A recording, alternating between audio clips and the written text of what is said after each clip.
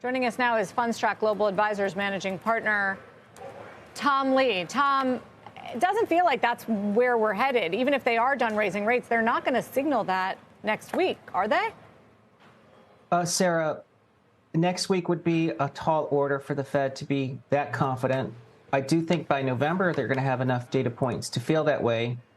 But it is, I think, what we saw with the ECB and how markets reacted, a pretty big deal that once a central bank feels that they've reached a point where the data is sufficient for them to sort of reach their last hike, it's going to take a lot of uncertainty out of the bond market. We saw that yesterday across all the regions in Europe and all the term structures of Europe, and that would trigger a risk rally. And it's very akin to 1982. I think there's a lot of folks here who think once the Fed says they're done, they think the stock market actually continues to go down. But I think it's the opposite reaction is going to take place. But a lot of people that I talk to think that that's the wrong reaction, because it's not as if when the Fed stops raising rates, they're going to start cutting rates. It's not a reversal of the liquidity environment. Instead, they're still doing QT. So they're still trimming the balance sheet, and they still plan to keep rates at this high restrictive level for a long time. Yes. But I think investors who have that view are anchoring around a business cycle concept of Fed cycles. We know the Fed is fighting a very different war today. You know, they're fighting a war on inflation, and the restrictive rate they're targeting is a real rate that helps contain and prevent inflation from flaring up.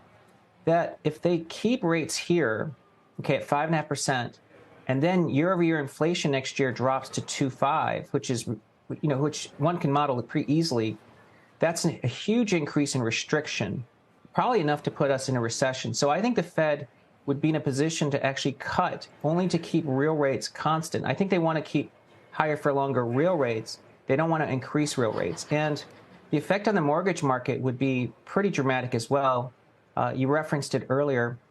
The excess spread today on a 30-year mortgage to the 10-year is close to 300 basis points. Historically, that number is somewhere between 1.5 to 1.7 percentage points, meaning even if 10-year stays flat and the Fed signals an end, mortgage rates could drop, 1.5%. Yeah, there have been some jokes this week about what would happen if mortgage rates got above high yield, which that's ever happened. It'd be amazing if it did. I do wonder, Tom, price action-wise on some of the AI names, reaction to NVIDIA's quarter wasn't stellar. You could say the same thing about Oracle. Adobe's down 4 today. Is that just a function of being tired about the story? Carl, it could be. I think we're definitely seeing a pretty sizable correction in AI-related names because that was the only game in town for most of the year. But we also are in a period of, I think, rough markets. I mean, since August, it's really been a game of inches. I don't know if people want to have that much risk in August and September. I do think once the market, again, reattains its sort of uptrend and risk-on mode, I do think the AI names are going to be places people come back to because there's real growth there. But I'm not surprised. I mean, this is kind of a risk-off environment at the moment.